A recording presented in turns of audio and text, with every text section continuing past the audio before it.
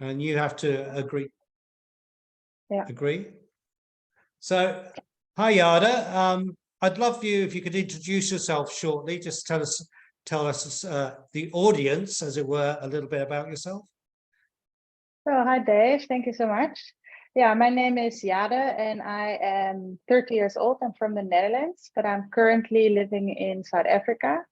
I actually have been living here already for almost 6 years. And 2 years ago, 2021, I started my own pottery studio. And a long last dream of mine that slowly became reality. And yeah, in the last 2 years, I've been working on this journey in business and currently working full-time as a potter with my own studio. So you're a full-time ceramicist, and yes, partly that's a result of doing my art and practice of generative leadership. But I'd be quite interested if you could share, you know, your sort of understanding and background in personal development before you did the course. You know, yes. how familiar you were with that. Yeah, so the course actually came at a very perfect time for me because it was at the first month that I just found a space for my studio, and yeah, the course came on my path. It wasn't planned. I was joining because I was assisting David to what do you call it? Community host. Community host, sorry, yeah. So I was helping in the course, but also participating. So with that, the course introduced almost itself to me, which was very much an eye-opener because I wasn't very much, busy into that field of self-development just yet. I was 28, but as I read up onto it and starting to understand what the course was about and what we were going to do, I was like, wow, this is amazing and something that's very good for me at this stage where I am, where I'm going to explore starting my own business, which comes with its own challenges, or yeah, sort of a dive in the deep, slowly but surely. So yeah, I was very open to this course, but I was also very much I didn't know exactly what to expect, but I think that was also very nice because it was an open mind, open heart, and therefore, yeah, very much a gift for my personal development at that stage and still.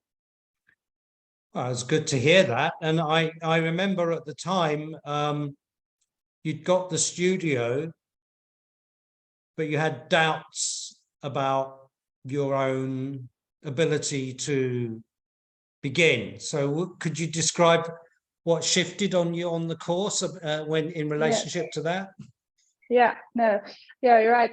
In the beginning, it was very much like, oh, I've got a space now for me to work more with ceramics and explore. But I was giving myself this safe attitude of like, no, I'm just gonna see and figure it out and then see how it goes. But I wasn't fully committed. I think I was scared to say that, like, now I'm gonna put all my energy into this and it needs to work because yeah, you don't want it to fail. But I didn't dare to say that. So I was like, oh, I'm doing some work here and there and then trying to see where this goes.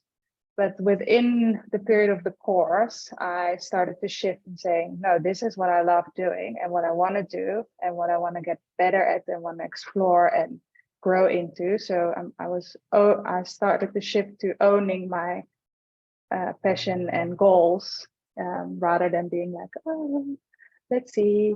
So that was a very powerful shift in confidence and realization of where I was and where I wanted to go.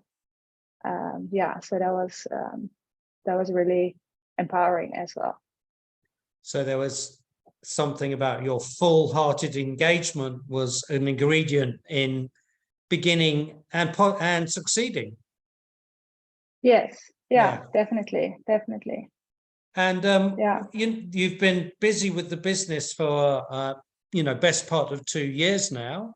And could you describe for the audience, what's happened in that period since you've dedicated yourself in the 2 years? of which the leadership program was like opening the seed, as it were. But it'd be great for people to hear how things have evolved for you.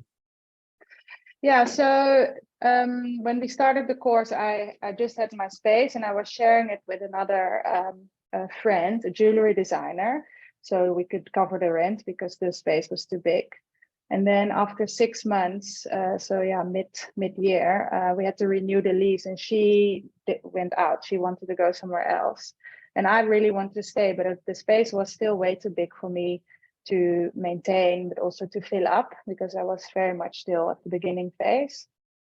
But by having that drive, or like, but I want to do this and want to stay here, how can we make this happen? I decided to try and make it into a shared ceramic space, a model I've seen in the Netherlands, but I think it's fairly common. It's basically like a gym membership. You create a space where people can become a member and use the facility, so rent the space. So, and then also doing workshops and courses, because every time I was also speaking to people, meeting people about I'm doing ceramics and have my own studio, people are always saying, oh, I would love to come, learn, explore.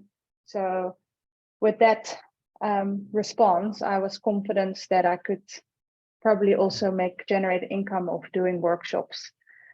So yeah, around that time, slowly, just step by step, it wasn't a whole business plan, but decided to open the space up, make it bigger, get more shelving, more tables, find another kiln, and make it into the shared space, which is called Clay Atelier. And then also just deciding, okay, I'm going to try doing a workshop.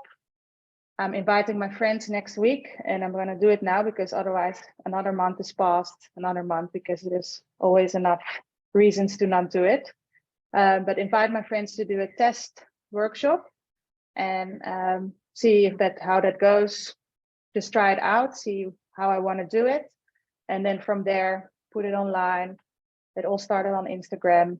And started to host introduction workshops in clay, and doing the memberships, and it all slowly but surely grew into a solid space. And with that, half a year later, so beginning of 2021, 2022, I could stop doing other side hustle work things to generate income and fully focus on the ceramics and my own work, which has been, really, really awesome. So you talked about following your dream, and this was always your dream, and you went from